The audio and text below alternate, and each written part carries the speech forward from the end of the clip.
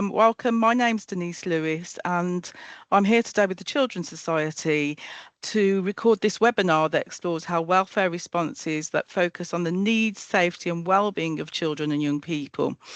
It recognises that children and young people who are being harmed outside the home are victims of abuse, even if they appear to demonstrate offending behaviour, and explores how harm can be reduced by addressing the context where the risk simultaneously by the use of disruption to deter and disrupt offending behaviour to prevent further harm outside of the home and without criminalising children and young people. And now we're going to hear from Rosemary. Thanks, Denise. So hi, I'm Rosie. I'm from the Children's Society and I work on something called the Prevention Programme. So we're a national programme funded by the Home Office who focus on changing systems to work better for children and young people. And we do lots of different things, including webinars like today, where we are going to focus a little bit on disruption, as Denise has said. So just to give people a little bit of an understanding of what we're going to talk about, we're going to talk today about some of the legislation behind disruption and behind modern slavery investigations. We're going to be talking about the need to focus on evidence-led investigations and to look at the whole context that a child is in when we are considering disruption and supporting that child. We're going to look at specific safeguarding and disruption measures and how we can focus on good practice and bring that in our area. So the first thing we're going to start off with this morning before we get into a DL's discussion about disruption is that we're going to take a look at exploitation and grooming through the Modern Slavery Act and focus a little bit on what grooming actually is to start us off. So exploitation is a modern slavery offence, and we want to look at that Modern Slavery Act 2015 for a moment, and in particular the two offences that a perpetrator might be charged with. And this is a really important foundation for us to understand when we're thinking about disruption and safeguarding. So human trafficking is a form of modern slavery, and for adults that would encompass three components. It would be the act, the means and the purpose. The act focuses on what is happening and covers recruitment, transportation, transfer, harbouring and receipt of persons. Under Section 2 of the Modern Slavery Act 2015, a person is guilty of a human trafficking offence if they've facilitated the movement of another from A to B for the purpose of exploitation. And if we note here the wording of with a view to, that means that the act does not have to be completed for a crime to be prosecuted. A perpetrator could, for example, arrange for a taxi to collect a child or purchase a train ticket on their behalf. And even if that journey doesn't take place, the offence would still stand because their intent was to move that child for the purpose of exploitation. The distance that's travelled is really irrelevant. A child could be trafficked between counties, towns, or even houses or rooms. They don't need to cross any geographical border for it to constitute trafficking under this act. That word means there focuses on the how. So how was that person potentially threatened, coerced, abducted, or deceived? Was there an abuse of power, or was the person in a position of vulnerability?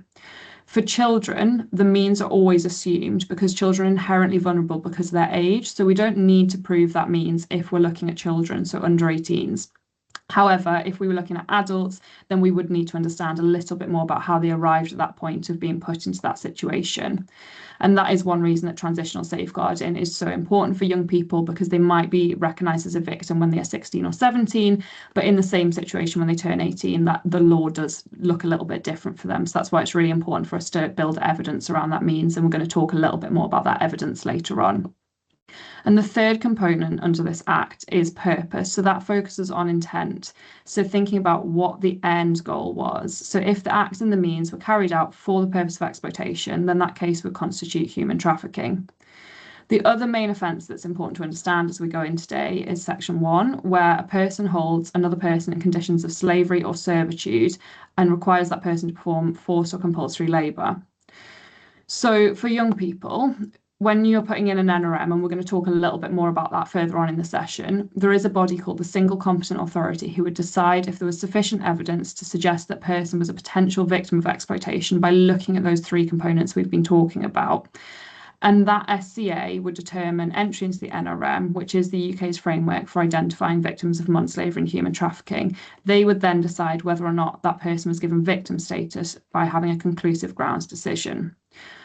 I know that's a lot of different legislation for us to start off with, and we're going to talk about all of this today in a little bit more of a context of a young person, so it feels a bit more broken down, a bit more understandable. But I think what's really important to just mention at the time of recording This is the current legislation which is covering exploitation. And like I say, we'll break it down into what that actually means for you in just a moment.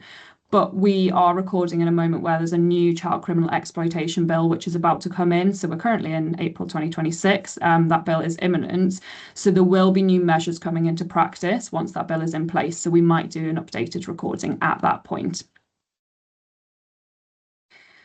But to just move on to a bit more of a human level for a moment, away from that legislation, we know that young people and humans generally have a number of needs that need to be met for us to function. And when those needs aren't met, then in case of exploitation, it provides a real opportunity for perpetrators to come in and groom that young person and commit that modern slavery offence. So just looking at young people's needs just for a moment before we do meet a specific young person who we're going to talk about throughout the session today. Young people, like all of us, have different needs. So we can see on the left of the screen here, we've got those physiological needs, which are the biological requirements for human survival. So that need for food and shelter and water and warmth. We need to think about how a perpetrator might come in and meet those needs for a young person if they're not being met. And that is the same for all of these elements we've got on the slide here. So moving into this yellow box now, we've got safety, protection, security. So actually ensuring that a child feels safe and is safe emotionally. So hopefully for most children, that's being met by their wider family and friends and communities. However, again, if a child is falling through the gaps here, that is when a perpetrator might take advantage of that and be able to manipulate them. Similarly, we've got that sense of love and belonging in the orange box. And we know that for specific young people, there might be special challenges here. So, for example, young people who are neurodivergent might struggle a little bit more to fit in at school, and that might leave them especially vulnerable to exploitation and grooming. And then going on to that self-esteem and independence and autonomy, again, we've got lots of different reasons why a young person might be struggling with this, whether that is because of their home situation or struggling to fit into a community or struggling to understand themselves. We know that when those needs are not being met, again, young people might be especially at risk of exploitation. So we've spoken very briefly there about some of those needs that might be taken advantage of by perpetrators and how a young person perhaps might be groomed through them. We're going to now meet a specific young person, and we're going to talk about that a little bit more in relation to Alex. And Denise, I'm going to just talk us through Alex, but if you want to jump in here at all about the impact of Section 20, I know we've spoken about that previously, so feel free at the end of this slide. But we're just going to meet Alex, who we're going to talk about today. So Alex is 15 years old, and they've been put in and out of area placement due to an exploitation risk back home, and they've received that NRM. So they have been referred into that NRM to recognise them as a victim of modern slavery. Before they moved, they lived with mum and dad and a younger sibling. And mum and dad were asked to give Section 20 permission to keep their younger child safe and to protect Alex. Before they moved, they were at school and they had a tight-knit friendship group. So we can see here that for Alex, school has been a really positive factor and there has been a tight-knit friendship group, but we now know Alex has been moved away from that, and we're going to come on to talk about what that might mean for Alex in just a moment. Denise, is there anything you did want to jump in around on Section 20 there? Yeah, I just wanted us to think about what happens when we ask a family for Section 20 consent. So that's consent to move that child away from that family.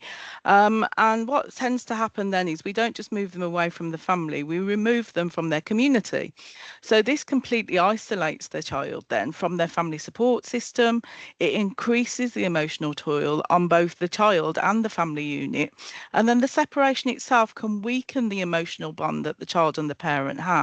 The child may feel abandoned or punished, and especially if they perceive that the outside environment isn't a threat, which is quite often the case when exploitation happens, they feel that they then blame their parents for sending them away, and then they never are sent to stay with people that they've never met before, and parents themselves feel sometimes pressured to agree to the Section 20, and they feel that they're failing because they can't look after their child, so they've got no choice but to agree. And then they also then feel that the removal means that they failed completely as a parent, and they feel guilty about that.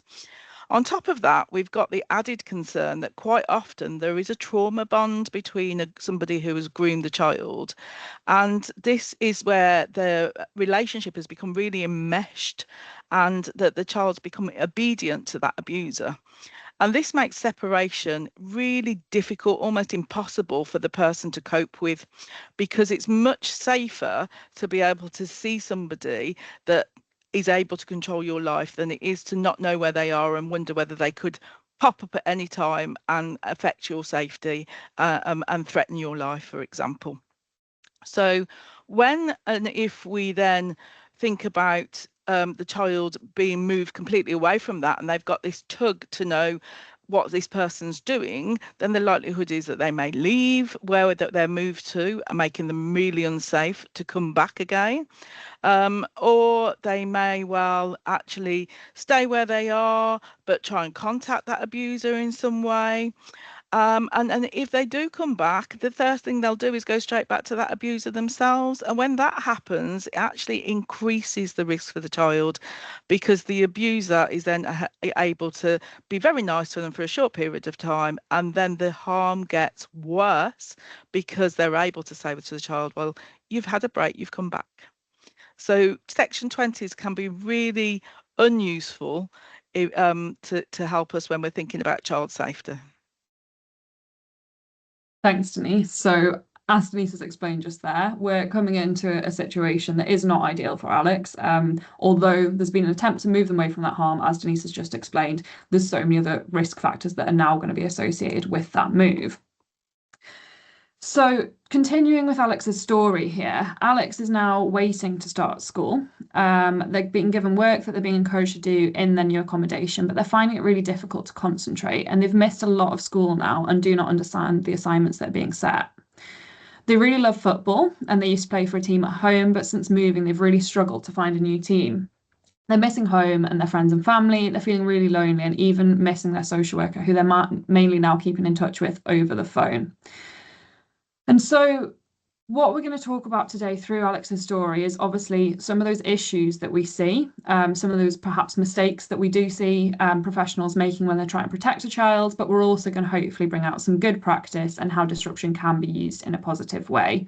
But you can see at this point, when we think about the situation Alex is currently in, going back to what I was talking about before on those unmet needs, we can really think about here, although we've moved Alex for their safety, exactly as Denise has highlighted, we've actually created a real void here in terms of the needs for Alex. Alex is not feeling like they belong at the moment. They don't necessarily have that family around them. They don't have their friends around them.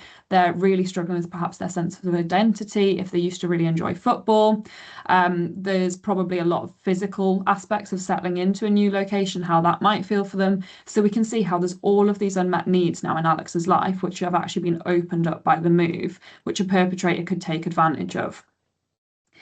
And we've mentioned the grooming process a little bit already today, but I've just got it up on the slide here. So kind of going from left to right, how perpetrators might gain influence and control over young people through those unmet needs. So, for example, in that target phase, perpetrators might begin by scanning and targeting vulnerability. So they might even do that by researching schools in an area they're going to seek to recruit from. And we've heard from police partners that organised crime groups have even used Ofsted reports to identify schools that are struggling or excelling, to know where young people might be feeling really overwhelmed or disconnected. Perpetrators might monitor locations where young people are known to be, whether that be parks, shopping centres, high streets, or obviously online spaces where young people are spending time. Once a perpetrator has kind of observed and identified children who they might see as vulnerable, they might test that child in a very small way. So it might be them offering to buy them some food, drink, or giving them some other goods.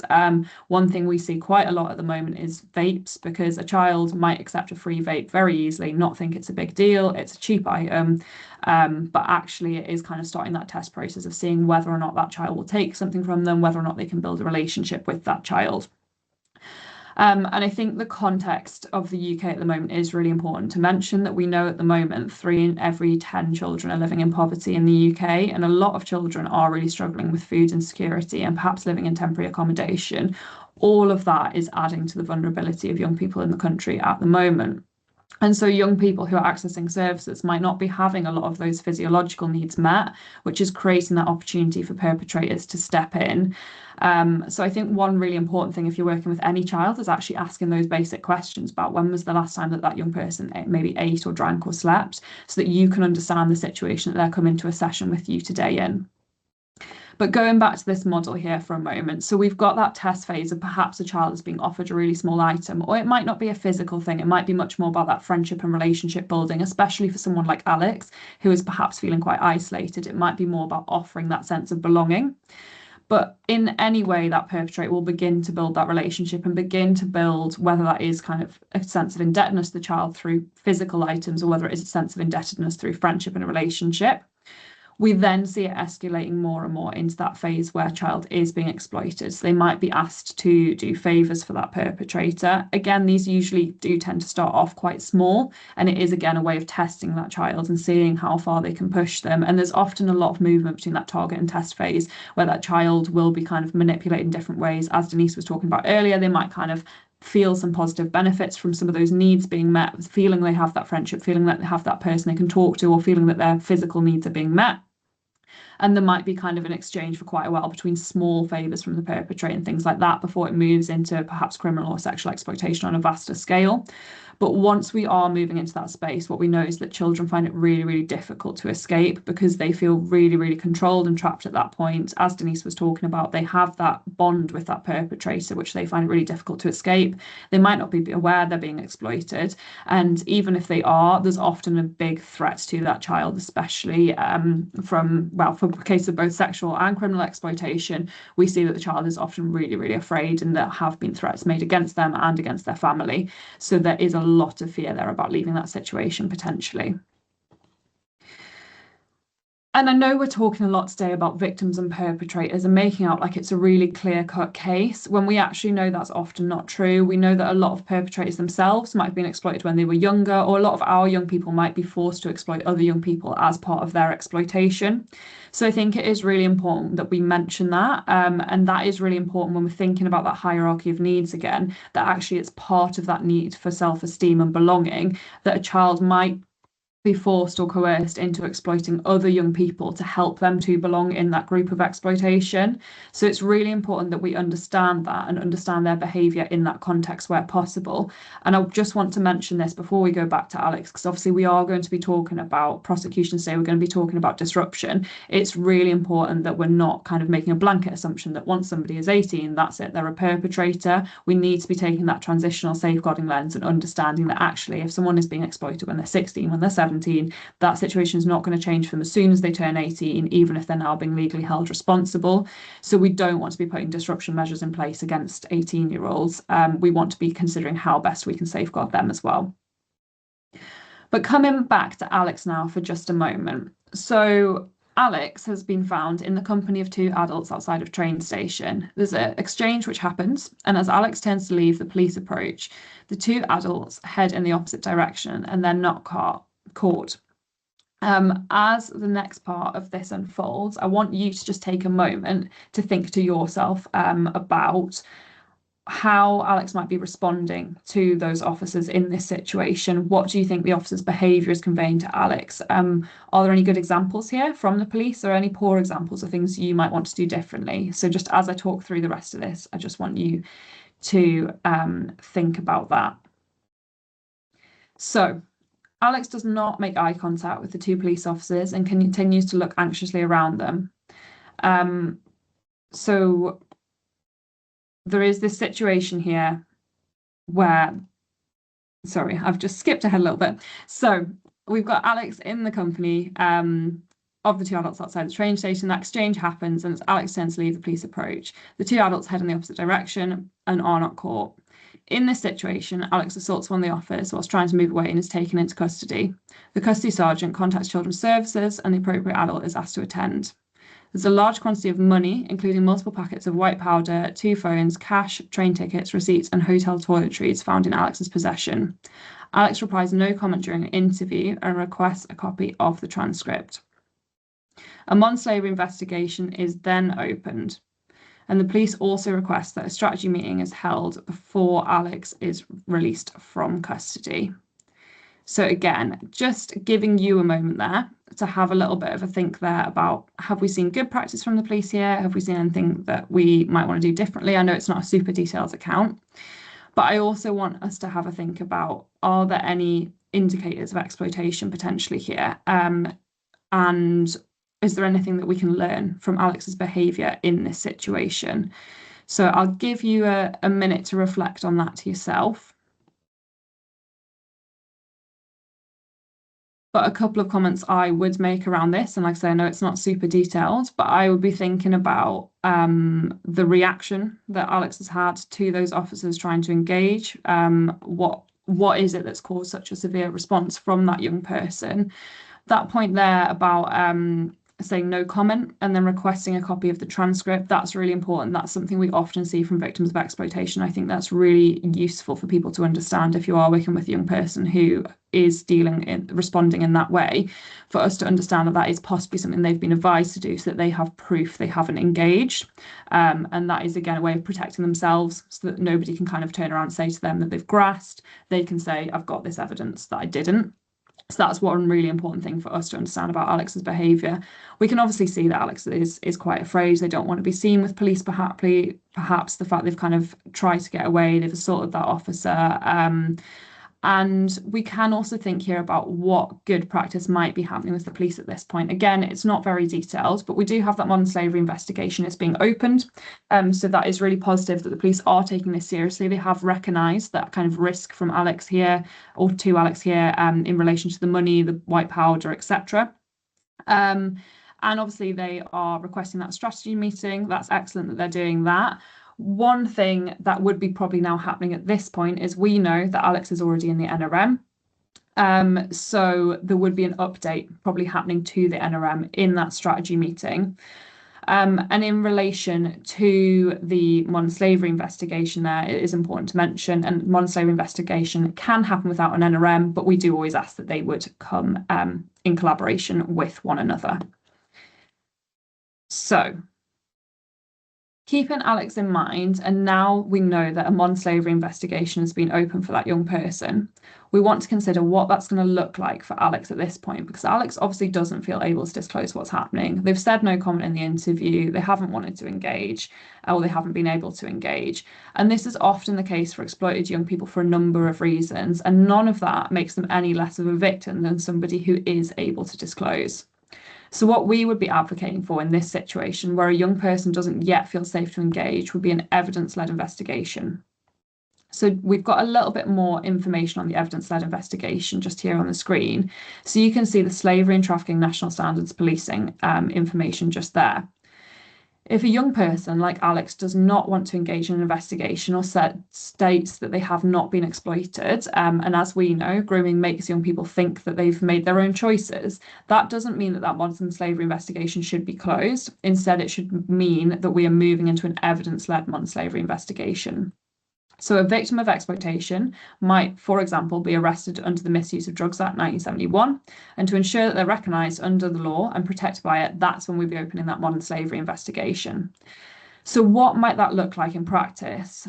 If a young person was arrested for possession with intent to supply, then 2 investigations would be launched. So there'd be one launched in relation to the possession and one launched to investigate that exploitation. If the evidence for exploitation is significant, then the intent to supply would be in question in terms of that young person being coerced. If it doesn't seem in the public interest to pursue the drugs charge against that young person, then those charges can be dropped. But if a modern slavery investigation wasn't opened, then the drugs charges against that young person might hold, and the perpetrator of that exploitation can continue to exploit them or other young people while the young person faces the consequences. So that's why it's so important that we are always advocating for a modern slavery investigation to be opened as soon as there is an indication of exploitation, irrespective of whether or not that victim is able to engage. And I appreciate this might feel quite police heavy, but it's obviously something you can absolutely be advocating for in your meetings about young people. So please do ask that question. If you know there's been an incident with a young person, ask, has a modern slavery investigation been opened? It's really important that we all advocate for this. I think also partners can sometimes have more evidence than the police have got about the exploitation itself, and so even after an NRM has been applied for, new things can have happened that partners will be aware of that won't necessarily have been shared with the police. So it's really important that there is a challenge from the whole multi-agency team to look at how they can work together to support that investigation as well. Yeah, absolutely, absolutely. And I think we're going to talk a little bit more further on about that evidence gathering, exactly what you're saying, how crucial partners are in that process. But I suppose, yeah, just what we want to take away from this slide specifically is if there's any suspicion of exploitation, we need that monster and free investigation. And that is also going to be essential when we come on to thinking a little bit more about disruption. And it's also important to just say that exactly what you're saying about partners and their role in this. I think we sometimes assume that police know all of this. Police have to keep abreast of so many different pieces of legislation. If they're not a specialist in this area and they've picked up that young person for the first time and they don't know their history, it again can be really vital that partners are bringing that evidence in the conversation, exactly like you're saying, and saying, have we considered this? This is what it's kind of saying to me about that young person. So we're going to come on now to thinking a little bit more about that two-pronged approach between safeguarding and disruption. And as we talk about this, we're also going to talk about the importance of contextual safeguarding. So in order to effectively disrupt child exploitation, we need to apply this two-pronged approach. So we need to focus on safeguarding the child and also putting disruption measures in place. We can't just focus on one or the other. If we just focus on safeguarding the child, we might keep that one child safe, but the perpetrator will probably just move on to exploiting another child. If we just focus on disruption, there's nobody actually supporting that child in the meantime. So that's why we really want to kind of emphasize focusing on both. But we are going to be talking a little bit more about disruption today. So disruption measures can be statutory powers. In law, they can also be non-legislative actions like increasing video surveillance or police controls in an area of concern. And that's why we're going to also think about that whole contextual safeguarding approach and how we think about that whole context, both in relation to safeguarding and disruption. So we need to think outside the box to disrupt exploitation because exploiters think outside the box. We know that perhaps an organised crime group might target a particular school. So what can we do to actually make that school less appealing for them? How can we kind of change the situation for the young people in that school? Can we think about involving the teachers in that? Can we think about how we can change the way in which they're able to interact with students by the physical space around them? Can we get parents involved? All of those are disruption measures. It's not just kind of the specific legislation like corns and straws, which we are going to talk about as well. But we do want to think about that kind of whole approach. And according to the most recent Working Together to Safeguard Children guidance, when thinking about extrafamilial harm, we really need to have that understanding of the context where harm is taking place. So that guidance advocates for multi-agency work to take place when considering the most appropriate interventions. And it's really important to think about that disruption holistically and how we can safeguard the child and disrupt the perpetrator or perpetrators. That guidance also states that key decisions need to be recorded and communicated to the child and their parents or carers. And it's really important that everyone's really clear on the actions that are being taken for that child. And I think that recording point relates to what Denise was saying earlier about updating things like the NRM. We might have a great conversation and great plans in place, or we might have a conversation and say, oh, that's not going to work right now. But if we don't record that decision and revisit it, actually we might not realise in 3 or 4 weeks' time, the situation might change. That might now be a viable route, or there might be additional evidence for something like the NRM. So it's really important for us to be constantly recording what we're doing and updating that information as we go. But I do want to just stress again, as we go on to talking about disruption today, we really do not advocate that these are used against young people who might have also themselves been victims of exploitation. We don't want to be kind of putting legal measures in place against those young people. We want to be thinking about that more creative approach about how we can kind of bring them in and make spaces safer for young people. So I've just got a few questions on the slide here because you might have felt that disruption sat outside your role, but what we're trying to really focus on today is that disrupting exploitation is within everyone's power. And that really begins by you asking yourself 3 questions about where exploitation is happening, how is it able to happen, and who is perpetrating it. Once you've thought about those questions, you can then think about, okay, well, what powers do I have and who might I be able to partner with and what powers might they have? So we want to really encourage you as well when you're thinking about those partners, how can we think outside the box there? So we don't have to just think about traditional child protection partners. For example, if we know that young girls are being dropped off and picked up in a taxi at different times of day and night, can we actually involve that taxi firm in gathering some of the information and intel to keep those young girls safe if we know that they are not themselves perpetrators?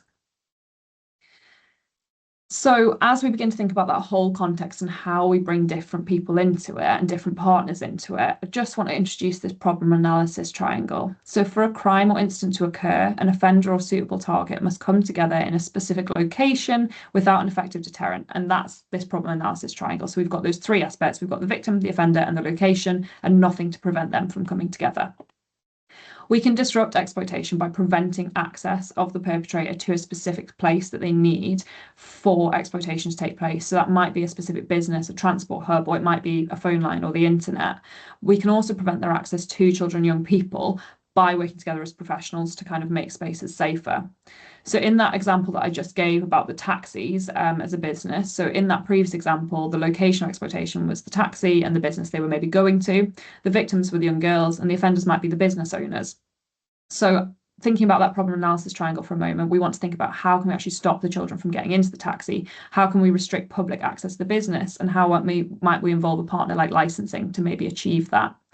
So we're going to explore all of this a little bit more today. But before we go in depth about the disruption measures, I'm going to come on to Denise for just a moment to think about contextual safeguarding and how that links to all of what we're talking about today. So over to you, Denise. Yeah, so when we're thinking about contextual safeguarding, this is about thinking about why we might need to assess the context where the harm is happening rather than just the child that we know is being harmed in that context. As Rosemary's already mentioned, if we just look at the one child and perhaps sometimes even remove that child from that context, that will just mean another child takes that person's place, and we've then got another child to assess and to try and prevent from harm. So if we actually look at the target being the context itself, then we look to assess that rather than just the individual child. The legislative framework that we've got is now supporting that. So the particular guidance of moving along to working together in 2026 is very clear that we have the rights now to assess for a safeguarding response to the context. And that means, as we've mentioned, that we need to work in partnership, and that can be with individuals, it can be with agencies, businesses, different people that we might normally have worked with in our child protection systems. But what we would then be doing is measuring our outcomes by the safety in that context. So we'd expect to have less reports of people experiencing harm or being targeted for exploitation in the context that we've reached. So that's the contextual safeguarding framework. This is underpinned by some key principles and values, and this is very importantly based on children's rights. Lots of people often complain about children gathering in public spaces. They have every right to do that, just as the rest of us do as human beings. We have the right to socialise as long as we're not being harmed or harming others. So we have to respect that we need to make sure that the places that they go are safe and that they are supported and have their rights respected in those spaces.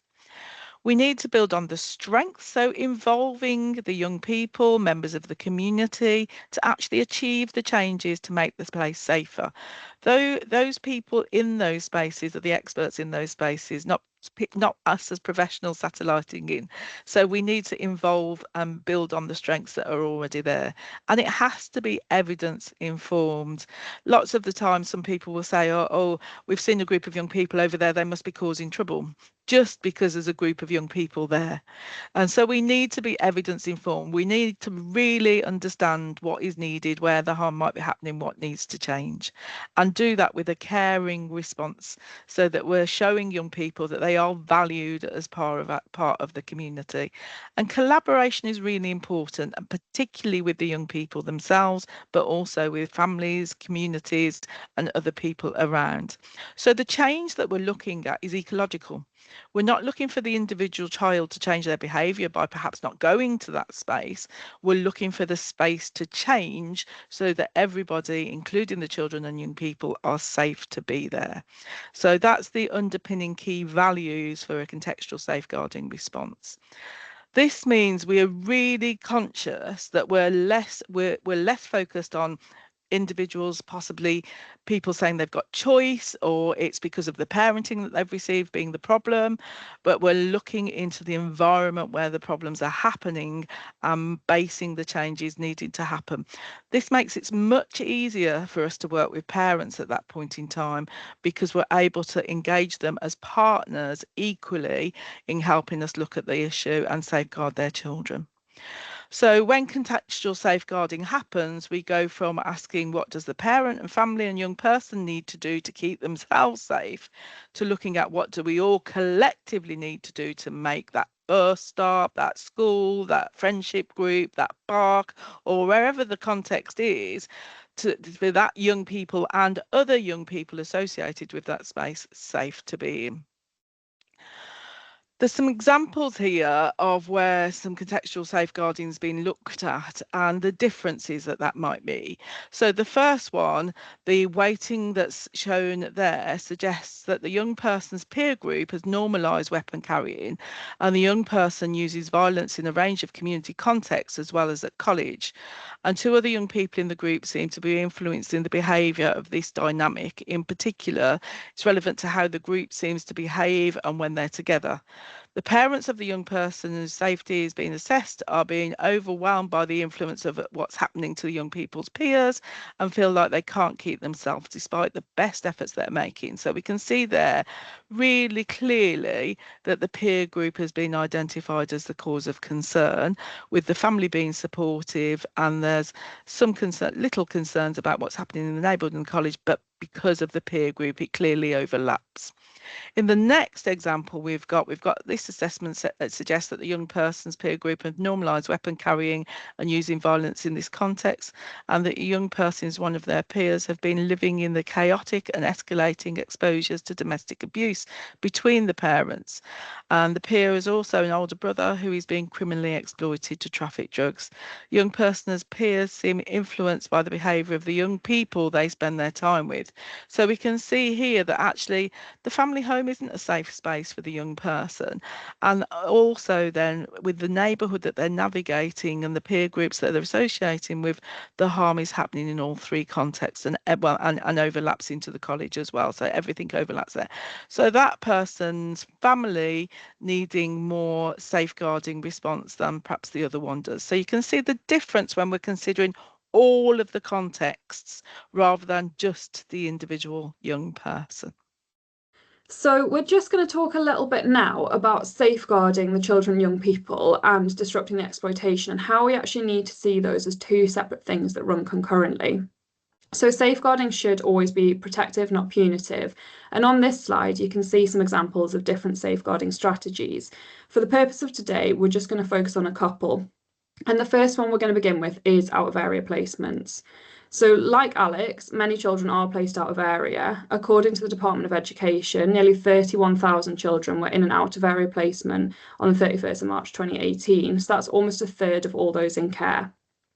The decision to place a young person with a host authority may be due to no suitable alternative being available in their hometown or for their own safety and well-being. Alex, for example, was moved because of the risk of exploitation, and we've already explored a lot of the issues that come alongside with moving a young person. It's often assumed that creating a distance between the young person and the perpetrator might be an effective tool for disruption. However, the situation needs to be really carefully monitored, as we know with Alex and many other young people, it can actually have the opposite effect. A young person might be more vulnerable, having been separated from their support network, and County Lines recruiters might also find them more valuable in a new placement because it could present a new opportunity to expand an operation and recruit new members in a different area. And we often see that in case of child-on-child grooming, where a young person is forced to exploit other young people. The young person might also travel back to their home county in order to access specialist services such as mental health provision. And multiple journeys therefore might not be flagged, again increasing their desirability to a County Line recruiter. One children's home manager told the Howard League that she'd supported a girl who'd been accommodated in 28 different placements and had made a new County Line connection in each and every one. So we can see why it's especially risky if we're actually placing young people out of area, and we need to have specific considerations for these young people. Upon turning 18, a young person also might decide to return to their home authority, and there is a duty of care there. So this could place them at risk of re-exploitation if the perpetrator is still residing in that area. They also might be at greater risk of financial exploitation and cocoon, as they may have more access to and greater autonomy over their finances and accommodation than other young people of a similar age who are living in a family home. So if a young person is being put in an out of area placement, we need to be really, really considerate of how we do keep them safe and making sure we've explored all other alternatives. So we've got some questions on the slide here we'd be really keen for you to ask yourselves. These include, has a strategy or handover meeting taken place between the local authorities? Did the relevant police forces attend? And is there information sharing agreements in place? Are there any orders, including corns, which we'll talk about a little bit later on, active that the host police force and local authority need to be aware of? And has a peer mapping exercise taken place to identify risks and vulnerabilities in the network? We need to think about whether a safety plan has been developed covering accommodation, education and community. So for example, do carers and teachers feel confident in supporting and safeguarding the young person? Did they understand the nature of the risks posed, and do they know what constitutes intelligence and who it should be shared with? Do they know that they could keep a log recording the young person's movements, acquaintances or suspicious activity that is observed immediately outside the school or accommodation? Have they thought about how they can strengthen security? Has there been conversations with them about CCTV and door alarms? And do we need to update a trigger plan? How could we increase the number of safe adults in a young person's life? Could the referrals be made to different services? And can we increase those statutory visits with the social worker? So there's lots of different things we need to be thinking about there. We also need to ensure that we're considering what this safety plan would look like for the young person if and when they do return to that home area. So their risk level could have significantly changed, and therefore it's really important we keep up to date with all of this. It's important that the measures we're putting in place to avoid missing incidents do not become too oppressive for the young person, however. So we need to be engaging with that young person when we are safety planning and trying to make sure we work with them to have that best route forward. So for example, they might agree something like sharing their live location with a trusted adult or checking in regularly via WhatsApp. But we need to have that conversation with them and make sure it doesn't feel too punitive, as they're not going to feel that they're being kind of protected there. They're going to feel it's oppressive. One option we also could explore is the Philomena Protocol. So that is a national initiative designed to support police to locate a child who's gone missing by providing them with up-to-date information. And that includes a physical description, a recent photograph, who their friends are and the places they frequently visit, as well as things like a medication list and information about whether they've gone missing before. At the Children's Society, we sometimes run specific sessions around care experience and missing young people, so do keep an eye out on Look Closer website for any more details on that. But it's really important when we're thinking about these young people in those out of area placements that they are going to be especially at risk of going missing because they are likely to try to return to their home area.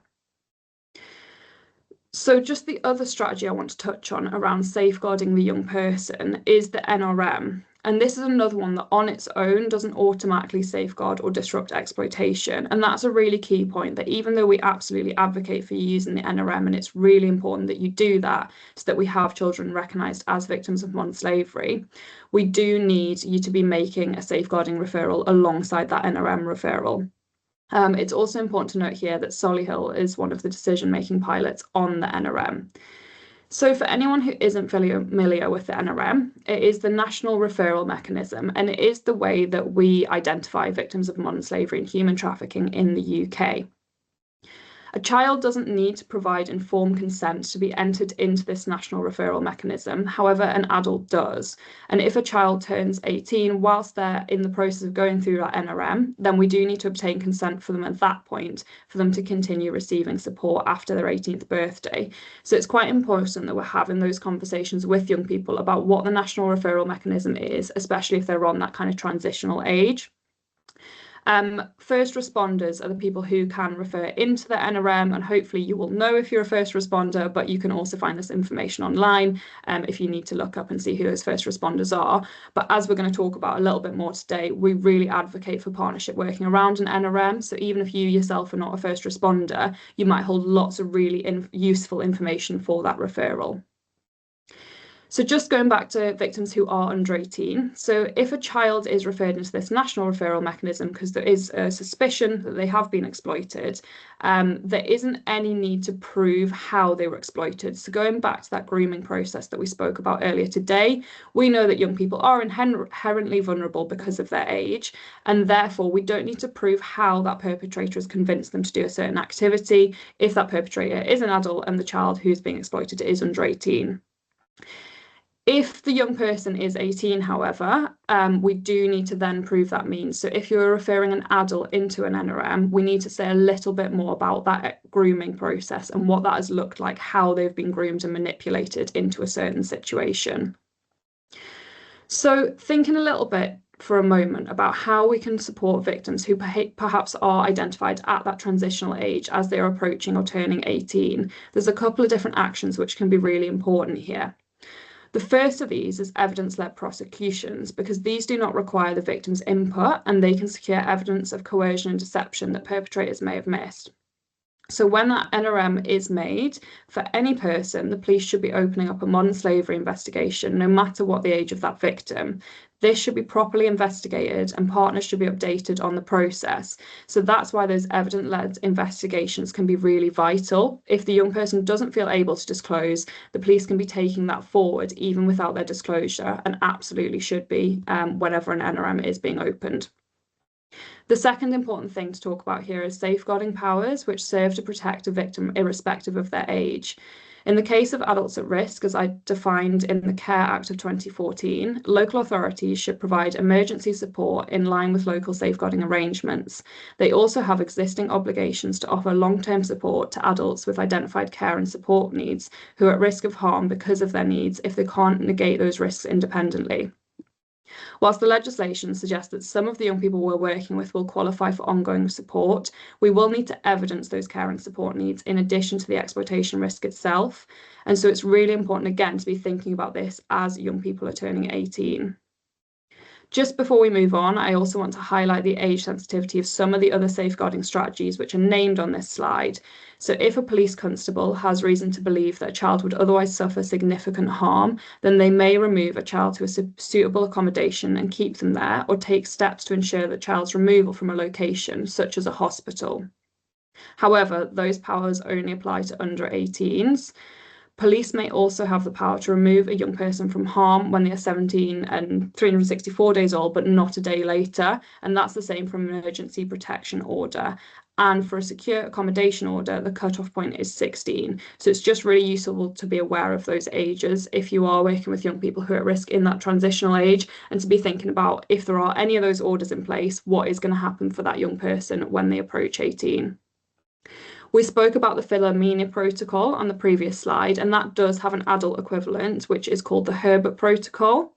That is usually reserved for adults who are at risk of going missing due to care and support needs, such as dementia, but it does request the same information as the Philomena Protocol, and so it can help police to recover a young person over 18 who has any kind of care and support needs, such as a continued risk of exploitation. So that can also be a useful one for young people at that transitional age.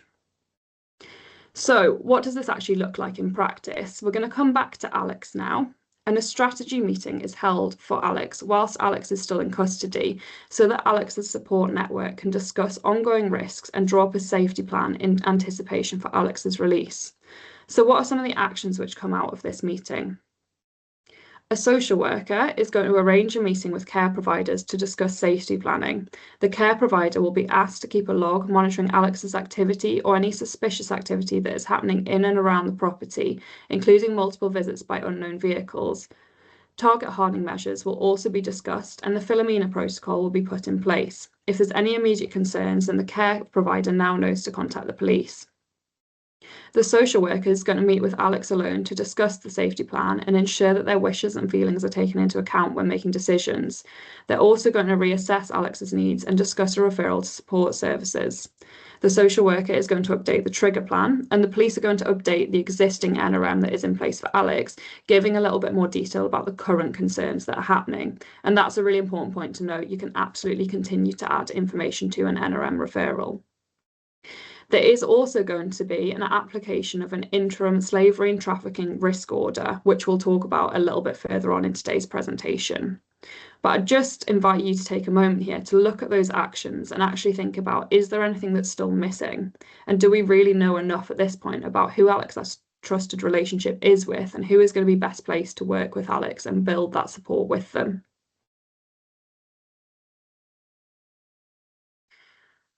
So, moving away from Alex for just a moment, we also know, if we think back to that triangle we saw earlier about the different factors which need to come together for a crime to be committed or a young person to be exploited, one of these really significant factors is obviously location. And we know that perpetrators rely on local services and infrastructure to facilitate their operations. So if we limit their access to services, then it may no longer be lucrative for them to continue. So we're going to explore for a moment some location-based disruption, beginning with licensing, and we'll come on to Alex again in a moment to think about how is this relevant for this young person. So a couple of things we're going to speak about now are the Licensing Act of 2003. This is a really powerful piece of legislation and applies to licensed premises that provide late night refreshment, sell or supply alcohol, and offer regulated entertainment. There's 4 licensing objectives which underpin this specific process. And these are to prevent crime and disorder, to promote public safety, to prevent public nuisance, and to protect children from harm.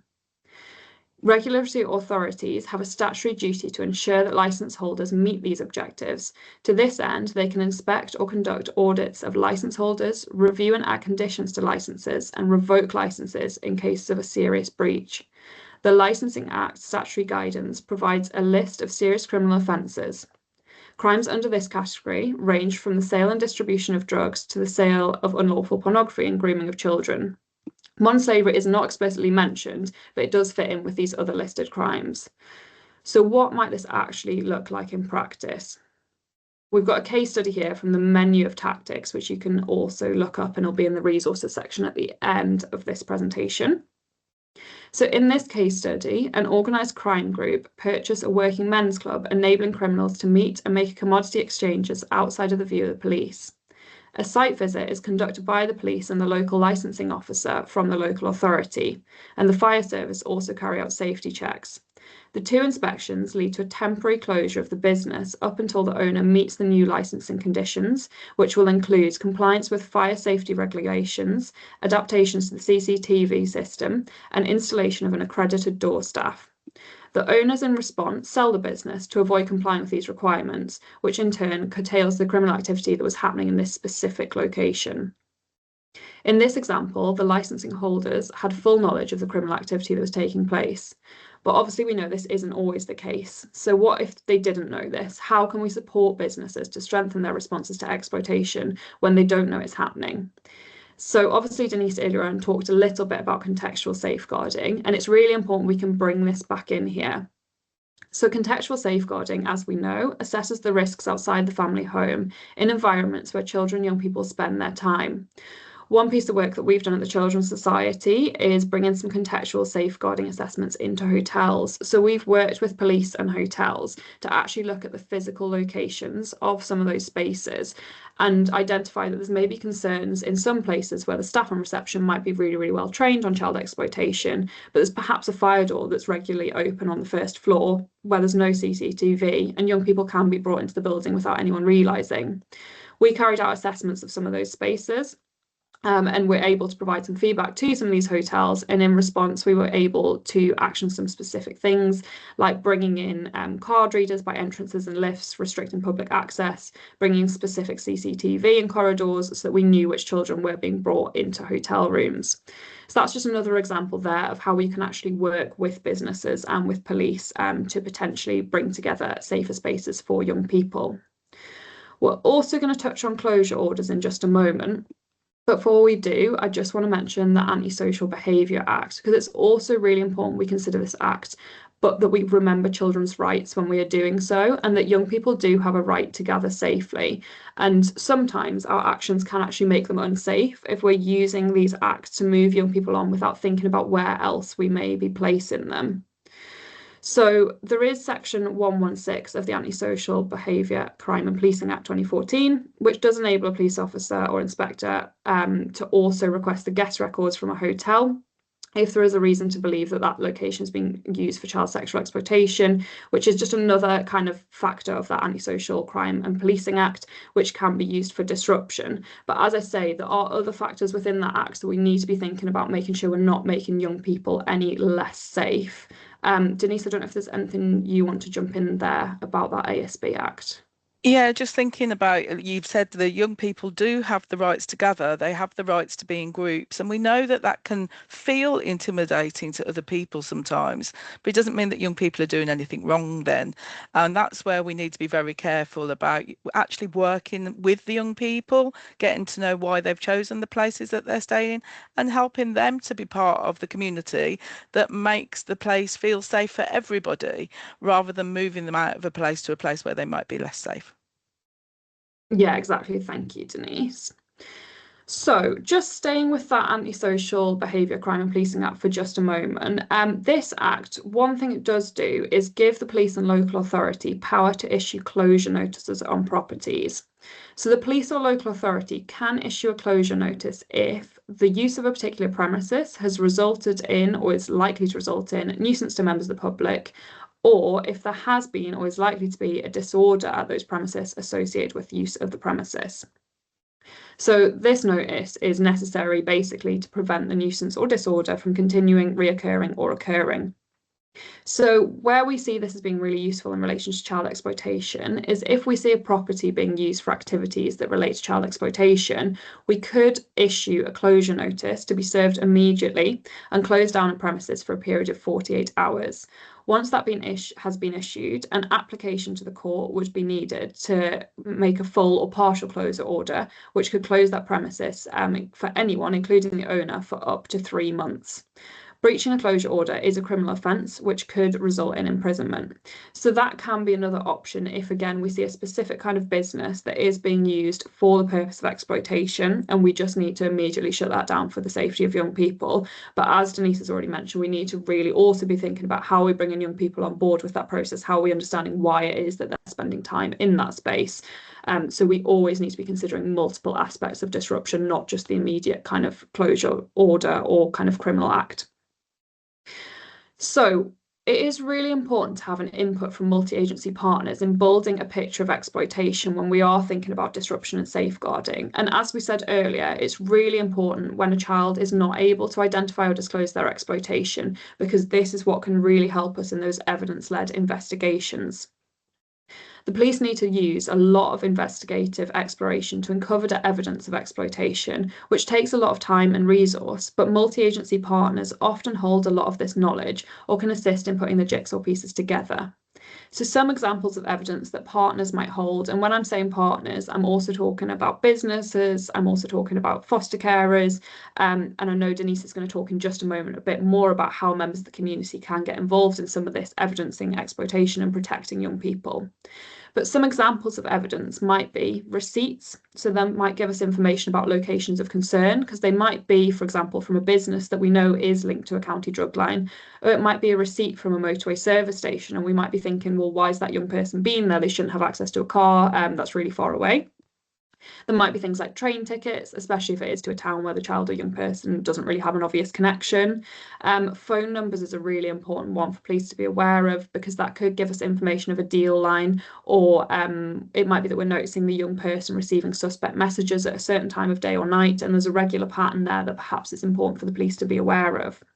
CCTV is obviously a really important one because it can confirm a young person's presence with a person of concern, or it could be really vital when we do get onto those civil orders to actually show that one of those has been breached and somebody has been in an area that they shouldn't have been. So that CCTV can be really useful in reinforcing an order. License plates can be really useful evidence, as can activity logs. So actually writing down that young person's kind of behaviour and what has been happening for them. Social media posts can be used as evidence. And also return home interviews are one that I really emphasise as important. So return home interviews after a young person has been missing are sometimes seen as a little bit of a tick box thing, but actually it's a really important opportunity to engage with that young person. And also that can be used as evidence. So how is the young person presenting when they are coming home? What is their level of interaction? Are they making eye contact? What are they wearing? Are there any indicators they've been injured? All of that can build a picture to evidence that exploitation has been happening to them while they've been away. So throughout a modern slavery investigation, police should be involving multi-agency partners, because this will build evidence, and all of the information shared in multi-agency meetings can support the application for disruption orders. So it's really important to bear all that in mind. But like I say, if you are a multi-agency partner and you're not aware of a modern slavery investigation going on and you feel there should be one for your young person, perhaps they've got an NRM in place, you can absolutely be asking those questions about why this doesn't seem to be happening, how can you be involved, and letting them know you've got this evidence available, how can you best share it. So I'll just hand over to Denise for a moment as well to talk a little bit more about those multi-agency partnerships and how we can bring in non-traditional partners. So we mentioned contextual safeguarding earlier, and when we're thinking about contextual safeguarding of a location particularly, we need to think about the non-traditional safeguarding partners that we need to work with. And that could be people in local businesses, tenants, residents associations, and the young people themselves, because what we want to do is make the place safe for everybody. So we want everybody that would be using that place to be involved. And where we know that there's some businesses that could be being involved with the crime, we also know there's some businesses that genuinely want to help and want to keep people safe. So we need to look at how we can build trusting relationships with the young people, with the community members, how we can help them to realise that what we need to do is safeguard everybody rather than move a problem from one place to another, and then how we work together to create things like community guardianship and safe spaces for everyone to be happy and safe in. So just coming back to Alex again for a moment, to think again about what does this look like in practice. So the police obtain CCTV footage of the train station. The footage shows clear stills of the two adults who've been talking to Alex, and the stills are circulated to officers in the area, and a drugs team officer makes a positive ID on one of the males. That male is known in connection with a county line.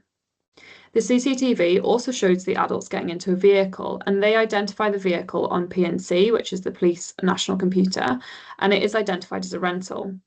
The police request details from the rental company as to who had rented the car at the time.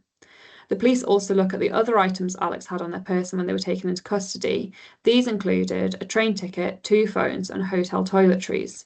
So what can they tell us? How can they help with the investigation? Well, the train tickets obviously have a timestamp on them, which enables the police to source the CCTV footage, confirming who had made the purchase. In Alex's case, Alex actually didn't buy the ticket. It was an older adult male. That's really important because it was a child's ticket, so the adult can't claim he didn't know Alex was a child. And it was also evidence of a trafficking offence because the adult has purchased a ticket to arrange for Alex to deliver or sell Class A drugs. In other words, he's arranged the travel of a child from A to B for the purpose of criminal exploitation, which is the definition needed for trafficking. The hotel toiletries identify a potential location for exploitation. As we've already explored in that location-based disruption section, there's lots of different things we could think about here to prevent further exploitation from taking place at this hotel site. And again, as Denise has spoken about, there's lots of ways we can also bring that hotel on board and see if there's any more information they can share, or they might want to be a community guardian either in the future. The phones could be downloaded by police to identify coercion in messages from the perpetrators and help to identify those perpetrators by their contact numbers. On some phones, the location might also be identified, so it might show who else that child has been forced to coerce or exploit, and those safeguarding measures for them could also be put in place if there are other children impacted. So there's lots of different information there that we're gathering actually by thinking about that location and thinking about that evidence-led approach for Alex, without Alex needing to disclose anything that is going on for them, because as we've talked about, the young person might either not recognise that they've been groomed and exploited or might not feel safe to disclose. So just coming on now to the offender themselves for a moment, we're going to explore the disruption messages which do specifically target the offender, so that adult who is facilitating that exploitation. So one thing you might have heard of is a child abduction warning notice, or a CORN. And this can be issued by the police to an individual, prohibiting them from associating with a child. If they do continue to associate with that child, they might be arrested for an abduction offence under the Child Abduction Act of 1984 or the Children's Act of 1989. CORNs can be issued by the police if the perpetrator is over 18 and the child is under 16, unless the child is in the care of the local authority, in which case CORNs can be issued up until their 18th birthday. Child abduction warning notices ensure that the suspected perpetrator cannot claim ignorance of the child's age. So this is especially useful in subsequent charges or prosecutions because the perpetrator cannot claim plausible deniability that they didn't know the young person they were engaging with was under 18. There are, however, lots of limitations. A perpetrator might still contract a child through another person, and there's no power to arrest them unless it's on abduction charges. CORNs also only safeguard that one specific named child or young person, so they don't actually stop the perpetrator from contacting others. It's also really important if a child is moved out of area, as we've been talking about today, that local police force and relevant partners are informed of any active CORNs, because if they're not and that information isn't shared, the perpetrator might still be able to meet that young person without anybody actually acting on this. So like I say, courts do have lots of benefits in terms of proving that that young person is under 18 and there's no way that that adult can claim that they didn't know that. However, they do also have limitations. One order that is really beneficial, however, is a slavery and trafficking risk order. So that can be a key part of a policing response, putting this into place. So it's sometimes referred to as a STRO. So it's really useful to understand here that risk and interim risk orders do not require any criminal conviction. It's a civil order, and so it's approached differently by the court compared to a criminal proceeding in terms of admissibility of evidence. Rather than prosecution and conviction, what we're hoping at this point is actually just to designate, just to prevent the harm that is caused by the exploitation at this point, rather than seeking that kind of prosecution just yet. So that slavery and trafficking risk order can prohibit the perpetrator from doing anything prescribed in the order, provided that the court is satisfied that the prohibition is necessary to protect persons from physical or psychological harm that would occur if the perpetrator committed a slavery or human trafficking offence. So, for example, they might be prohibited from entering a certain location or using the internet or a mobile phone. The STRO is, of course, only effective if it is enforced. So that slavery and trafficking risk order would have really specific conditions based on that specific perpetrator. The Slavery and Trafficking Prevention Order pertains to those who have already been charged with a slavery or trafficking offence. So that's slightly different from that risk order, but it's a separate order where if somebody has already been charged, we can put this into place. And that can lead, for example, to conditions that would prevent perpetrators access to certain technology that would enable them to commit further offences. So that is an order that can be applied for even if the perpetrator has already been given a custodial sentence. It can be a really useful one to also apply for, in addition to that, to think about actually their bail conditions or when they're back out and about in society, how can we stop them from associating with certain young people? So one example of that STPO in action is from 2023, where a 24-year-old man became the first person in Suffolk to be convicted under Section 2 of the Modern Slavery Act. He was issued with the Slavery and Trafficking Prevention Order, which would come into effect at his release and last for 12 years. So that would prevent future victims from occurring. So for more information about that slavery and trafficking risk order or the STPO, you can go to the Child Exploitation Disruption Toolkit. There is also guidance from NCLIC on those different features, and those can all be found in our resources slides as well. It might not be your role necessarily to apply for one of these orders, but it's really, really useful for you to be aware of them and to be aware of their names and to be aware of how some of your evidence can be used for them. So even if you're not necessarily going to be the one applying for a slavery and trafficking risk order, just asking that question when you're in a multi-agency meeting of have we considered a slavery and trafficking risk order can be really useful in getting the ball rolling and getting police to think about the fact that that actually is something they could be looking into.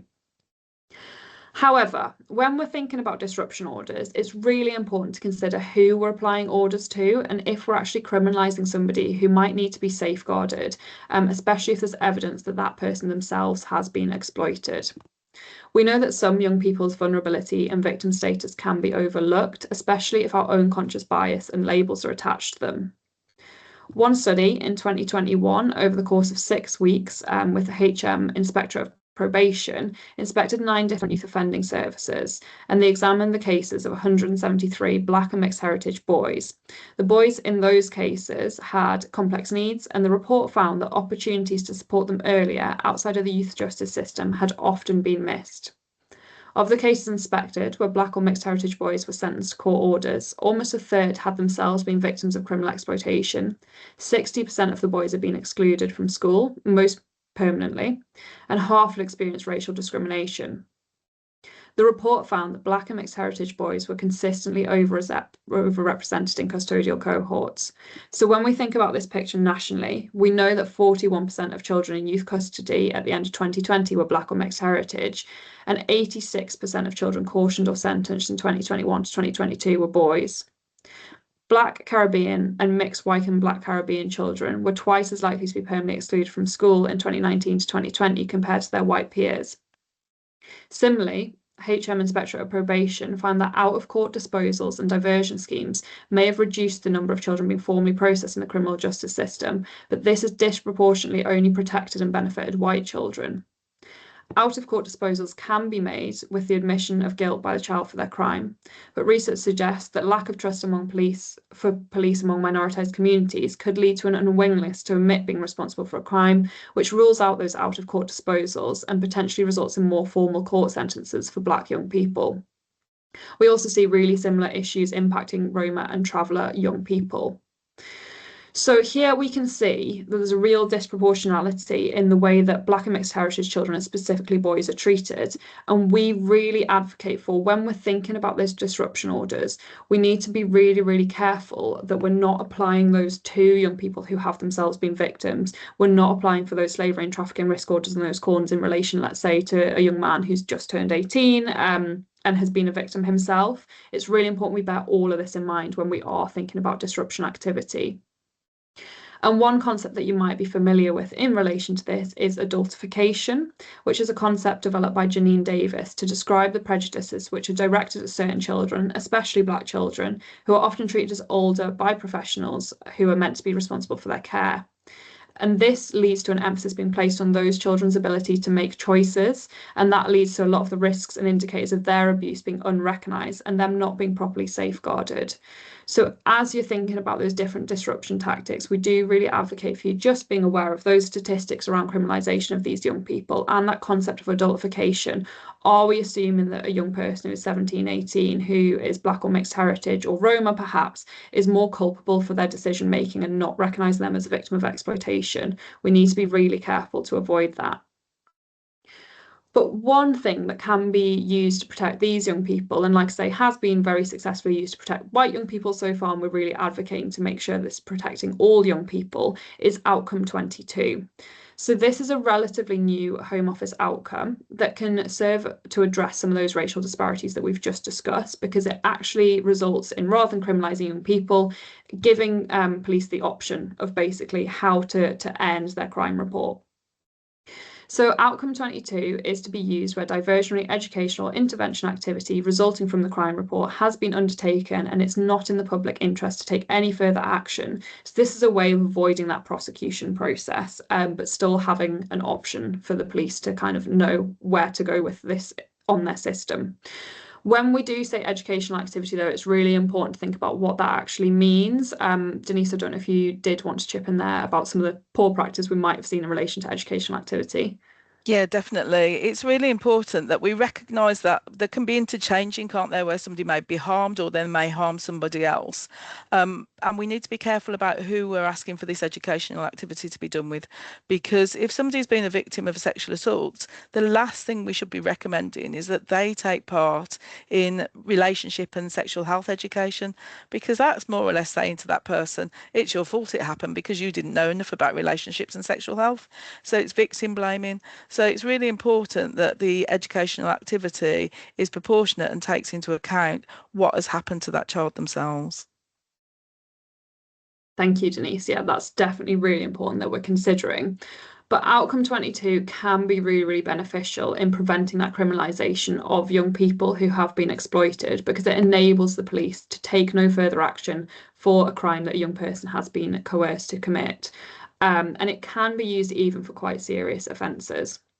Outcome 22 doesn't require an admission of guilt from the young person or any acceptance of responsibility. In the NPCC guidance, it states that Outcome 22 was designed to address the lack of trust in police and the criminal justice system by many individuals from minoritized communities. Training on Outcome 22 is not yet mandated, but it is recommended, and it is necessary for all officers to have an understanding of the outcome. Outcome 22 itself did, however, become mandatory, so that does mean everyone needs to be able to use it where applicable, so it's best that people have got training on this. Good multi-agency working is the best way to ensure positive outcomes, and so we recommend that all partners consider how we can encourage the use of this outcome and ensure the right services are provided to supporting young people. And again, if you're in a multi-agency meeting with police and there's a discussion about prosecuting a young person, we can be asking this question. We can be saying, have we considered an Outcome 22? Actually, is this in the public interest to prosecute for this crime when we know the young person has been a victim of exploitation? So just coming on now to recording and monitoring. So it's really important that when we are considering disruption measures, we actually are carefully recording and monitoring them. Because if we don't do this, we might not know why we've discounted one measure in a certain meeting or why we have gone with a different measure. So it might actually be that we think, no, now is not the right time for a slavery and trafficking risk order. But if we don't note down why now is not the right time, then we're not able to revisit that decision in our next meeting and think, actually, we've gained some of that information. So can we act on it now? It's also really important to think about recording when disruption has taken place and reviewing if it is and isn't working. So, for example, with that corn, and we're saying this perpetrator can't have contact with the child, but are we actually monitoring that and whether or not there's been any breaches? Because otherwise there's no point putting it into place if we're not making sure that that decision is carefully recorded and monitored. And another factor that we obviously know is important within this, we know that staff turnover is really, really high within agencies. So it might even be that one person knows there's a corner in place, but does anyone else in the meeting know that? So we just need to make sure there's that really central holding of information so that if professionals are moving on, we know what's in place for that young person, we know why it's in place, and we know when it was put in place, and we know when it should be reconsidered. Just coming on now to our final couple of minutes then on challenges and solutions. And I'm just going to touch on these really briefly because I'm very conscious that we have been recording for quite a while. But you can contact the prevention programme for more information about any of these examples. But we know from partners that there are a lot of issues still relating to disruption. For example, there's not a formal agreement between multi-agency partners about information sharing in a lot of cases. There's not a really clear recording mechanism, even though we've talked about that. There's not kind of a central way that it's recommended we do this. There's lots of different tools that are available for young people of different ages that we've talked about. And actually, there are slightly higher levels of proof for some of the orders, and there's not necessarily guidance around how we do that. So I'm not going to talk through these in detail now, but like I say, if you are struggling with any of these, feel free to get in touch with the Children's Society's prevention programme. We have actually ourselves just produced some guidance around disruption orders, which can be really beneficial in overcoming some of the challenges that partners have been telling us about.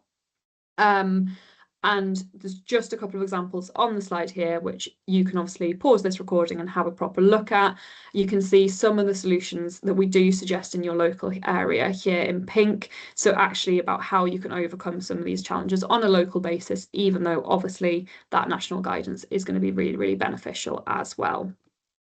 But just coming back now to the most important part of today's session, which is Alex.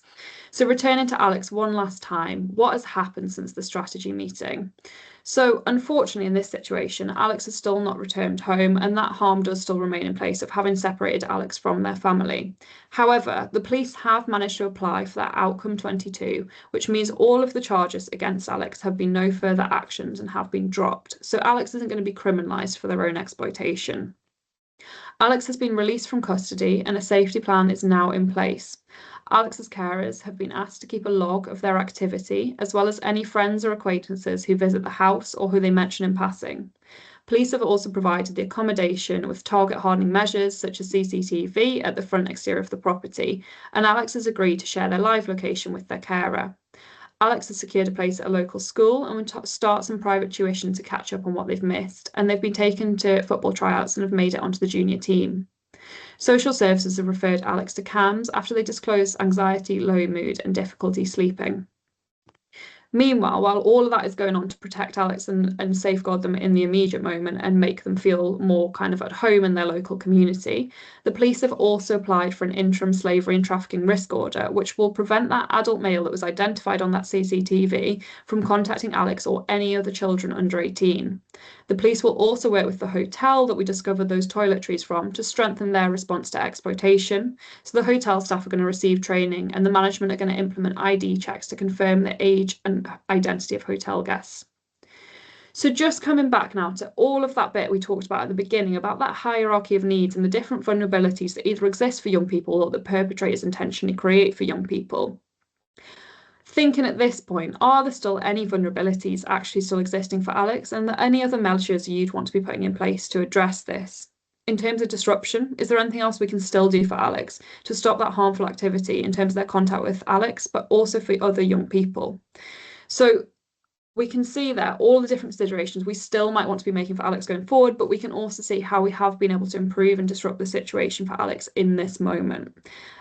Denise, just before we finish up, I don't know if there is anything else you want to add in terms of the local context and that kind of relationship repair that is still going to need to be done for Alex. I think it's really important that when Alex is ready to come home, we remember that although his risk may have lowered where he is now, when he's coming home, he's coming to the environment he left before.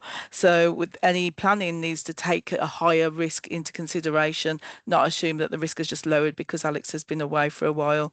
And Alex is the expert in his life.